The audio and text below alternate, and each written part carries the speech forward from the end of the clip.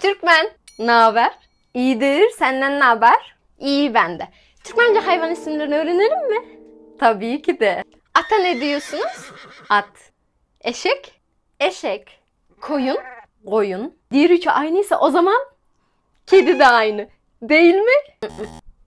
Pişik. Niye ya? Ben nereden bileyim ya? Neyse. Ördek? Ördek. Tavuk? Tavuk. Kaz? Kaz. Kaplumbağa? Pıştıl. Ya sabır. Kurt? Kurt. Tilki? Tilki. Yılan? Yılan. Allah'ım. O zaman kertenkele de aynı. Hazırlık. Ne? Hazırlık.